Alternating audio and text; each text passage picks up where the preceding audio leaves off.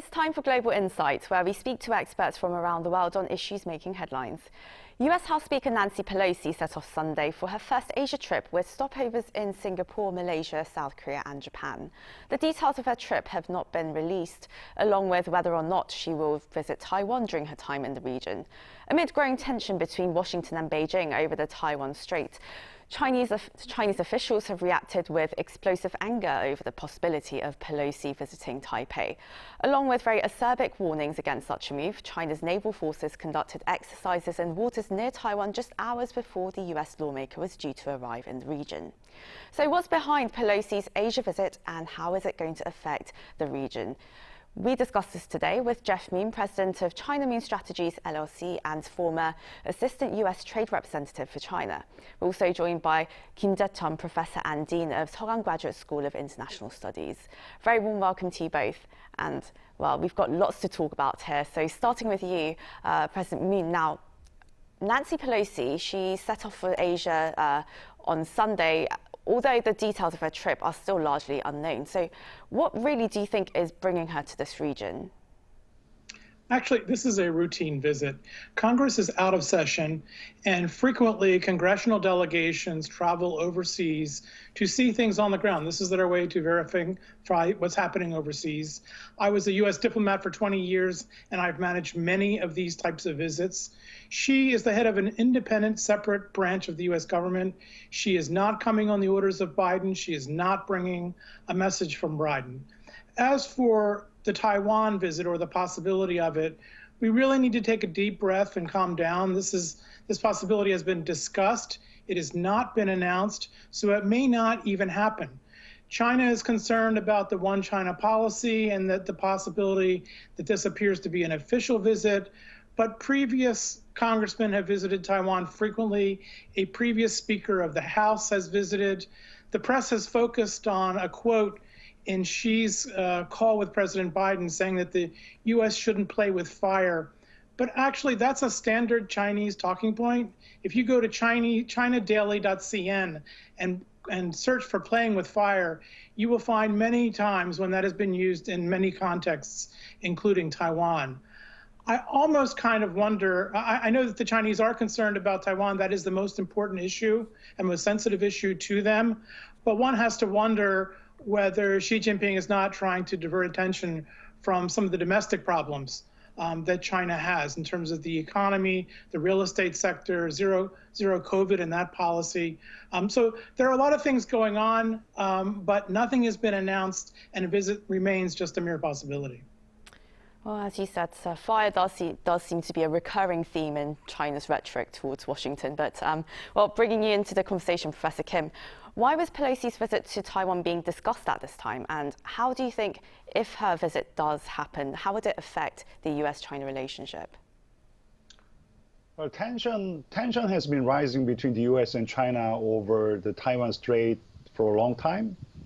But now the tension is at its height as a possible visit of Pelosi is nearing. You know, if there is a one bipartisan consensus in the United States between Democrats and Republicans, I think it's their policy toward China. And that bipartisan consensus is that the U.S. has to be tough on China, and that applies to the U.S. policy toward Taiwan as well. President Biden reiterated the American defense commitment a number of times. And this year alone, as Jeff said, some 10 very high-profile Americans paid a visit to Taiwan. Of course, that's to show unflagging support for Taiwan. And these high-profile Americans include former chairman of Joint Chief of Staff Mike Mullen and former Secretary of State Mike Pompeo. But they were not incumbents, you know, they were all formers. Nancy Pelosi is a little different because she's the Speaker of the House, and Speaker of the House is very important position in the United States. The Speaker of the House is the second in the presidential line of succession next to Vice President. So if Speaker Pelosi goes to Taiwan, she's going to be the highest U.S. government official going to Taiwan in 25 years or 26 years. On top of that, Pelosi has been very vocal in criticizing China's human rights situations So this is why China is strongly opposed to Pelosi's visit. And if Speaker Pelosi goes to Taiwan, I'm pretty sure that that'll adversely affect the U.S.-China relations. Mr. Moon, well, of course, this comes after your president, Mr. Joe Biden, and his counterpart, Mr. Xi Jinping, spoke last week on the phone. And their conversation, their 2-hour-long conversation, it seems like most of it was dedicated to disagreeing about Taiwan. And it doesn't sound like they made much progress on resolving their tension or trade dispute. Is it still significant that they had this call? I think it was significant, and it's important that they talked. The readouts were very vague. We really didn't get much detail in terms of the readouts, and it's important to define expectations. The White House specifically said that there would be no concrete results or no deliverables.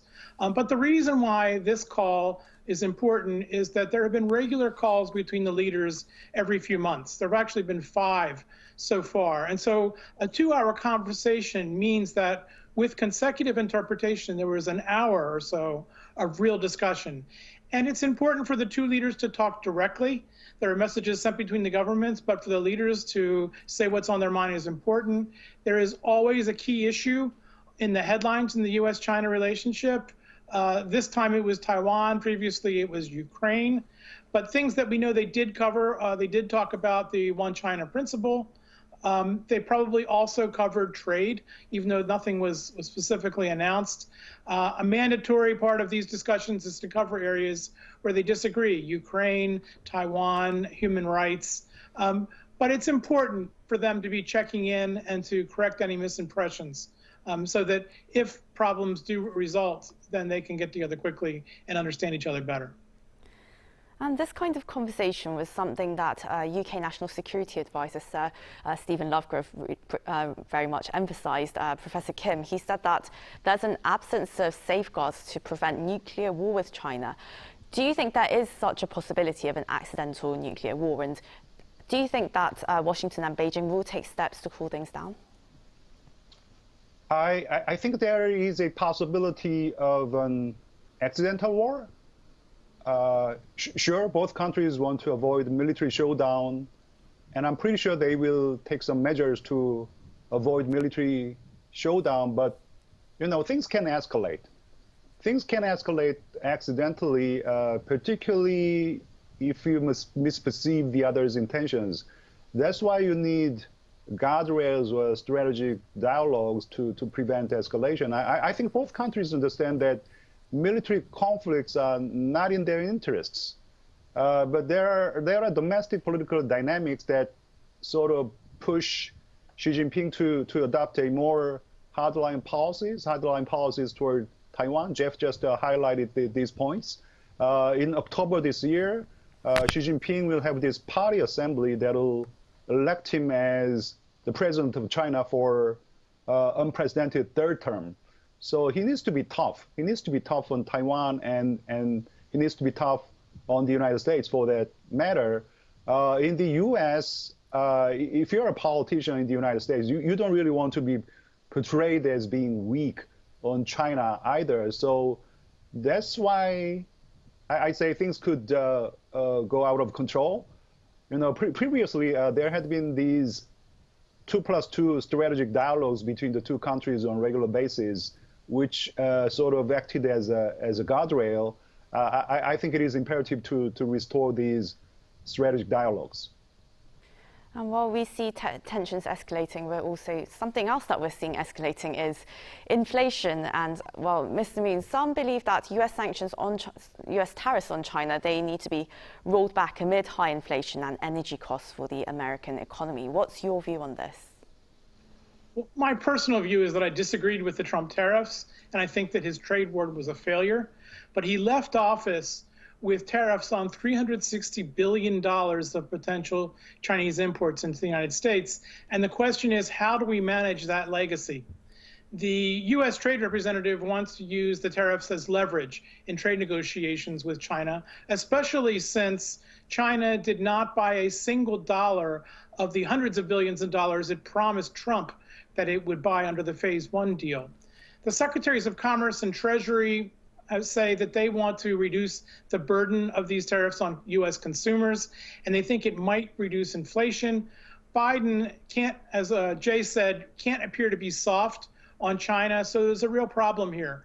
My guess is that there will be some reduction on tariffs, but that it will really make no difference either to U.S.-China relations or inflation, because the reality is that the current proposal that's in the press is to remove only tariffs on $10 billion of the $360 billion in tariffs that are outstanding. And so even if they removed all of the tariffs, that would reduce inflation by less than 1%. And so I think that Biden will try to satisfy everyone, but wind up satisfying no one in terms of the compromise that he ultimately reaches and announces. Professor Kim, as US-China tensions continue, there's growing pressure on South Korea, most notably towards its semiconductor trade in recent weeks. And well, after Samsung's $17 billion investment into America and now SK Group's extra $22 billion pledged last week, would you say that South Korea is already moving to join the Chip 4 alliance?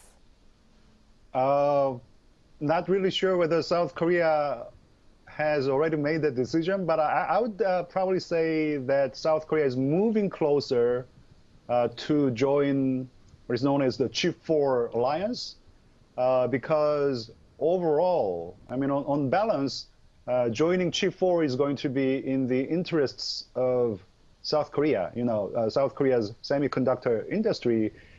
I think bifurcation of the international order is not avoidable. So is decoupling in some of the key strategic industries, such as semiconductor industry. Sure, true that 60% of South Korea's semiconductor export goes to China, and China is still the biggest trading partner to South Korea. And China is now threatening retaliation. But as far as semiconductor industry is concerned, you know, reshoring or friendshoring is a irreversible trend, in which case we have to go with the flow. If these three other countries, you know, the United States, Japan, and Taiwan, if these countries cooperate and then South Korea is left out, there is a lot to lose. You know, South Korea has the comparative edge on producing memory semiconductor, but not on logic chip. South Korea's semiconductor companies are basically foundry, so we need close cooperation with the fabless of the United States. Sure, China may retaliate, but in my personal opinion, on balance, there are more positives than negatives.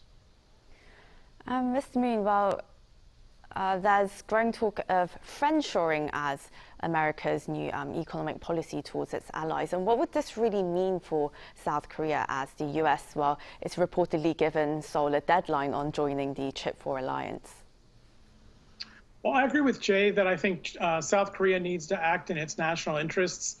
And I think that eventually, whether there's a formal agreement to join Chip 4 or not, that South Korea will be working with its allies in the semiconductor field. Just look at the contrast this plan with what China thinks. China, in its 5-year plan and in its Made in China 2025 policy, says that its plan for semiconductors is to become technologically independent, then dominate its domestic market for semiconductors, and then dominate global markets. It's not a sharing enterprise. This is an enterprise where they want to become dominant. And for that reason, I think South Korea needs to work with its friends. In terms of friendshoring, friendshoring has a different meaning depending on what entity we're talking about. Samsung, for example, is, as you mentioned, is bringing a fab to the United States as a way to improve its supply chain resilience, efficiency, and be close to customers. There are other companies, according to the Korean International Trade Association, that are increasingly moving away from mainland China to countries like Malaysia or Indonesia or other locations in Southeast Asia. And the purpose there is also to strengthen supply chain resiliency, but also to avoid things like the zero COVID policy or US tariffs or rising costs in China. So it means different things. South Korea and South Korean companies need to do what's best for them. But friendshoring is a business a business pattern that will enable them to maximize their possibilities, I think.